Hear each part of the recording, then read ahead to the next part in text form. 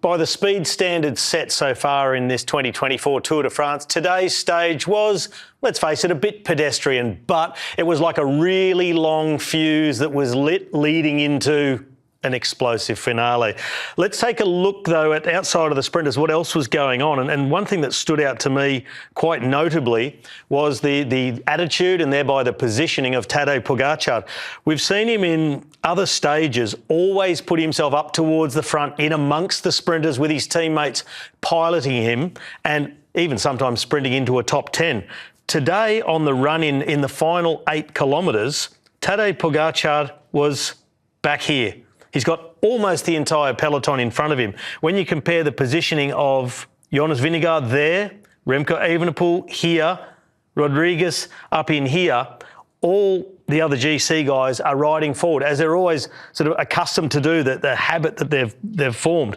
But coming into this finish, there were 10 roundabouts within the last 10 kilometres. And I think Tadej Pogačar, I think those tufts, they're not just for power and speed, I think they are sensors for trouble, because later on, his instinct of putting himself further back and just staying out of any trouble whatsoever, it stood him in really good stead.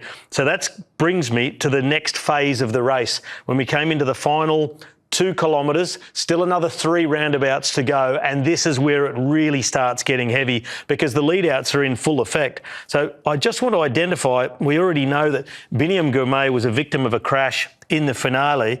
He is right here in the middle as they swing into the roundabout with 1.6 kilometres to go.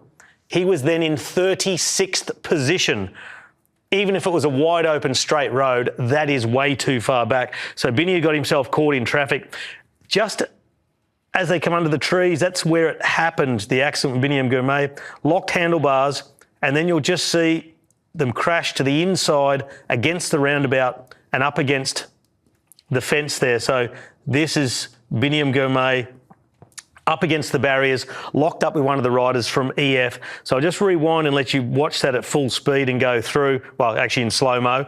So they come swinging in, and it's quite a tight turn into the roundabout, really hard left, narrow, and a really kind of difficult exit to take at this point in the race. 1.5K to go, high speed. So Biniam Girmay, he came undone, and he's I wouldn't say picked up significant injuries. He was able to get back on and finish.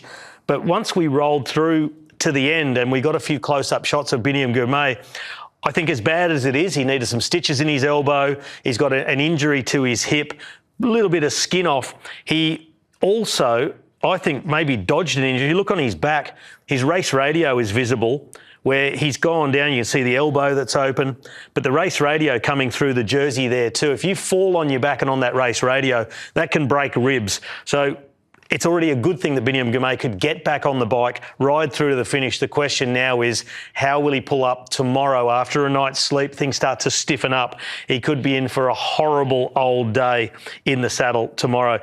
But let's look at how the race was actually won. And Alpecin de Koning, they were a precision lead-out team today. They hung back, never got themselves in the wind until it really counted at around 2 kilometres to go. And then they're into the final launch pattern. Robert Gees, then it's Mathieu van der Poel, Jasper Philipsen in the wheel, and then behind him, Bauhaus. Lead-out man for Christoph is Rasmus Tiller. Christoph himself, Sam Bennett. Wout van Aert had to close the gap back here, and Brian Coquard trying to just get himself up into the wheels and give himself a chance. So as it just winds up, Robert Gees goes through, gets to his marker, swings off and launches Mathieu van der Poel as they're entering the final roundabout. Full speed, no chance to move, the road slinging right and left. They come off that final right-hand bend to the barrier. Van der Poel aims himself towards the left-hand side of the road, and that leaves Jasper Philipsen just open territory next to the barrier, only one side's open, and the rest just scrambling for the slipstream. Jasper Philipsen, he would have known he was going to win this stage with around 1 kilometre to go. The way they were lined out, the power of Mathieu van der Poel coming off Robert Gees, it was clockwork, it was precision, it was pure professionalism from the Alpecin lead-out train. And that was the last sprint of this Tour de France.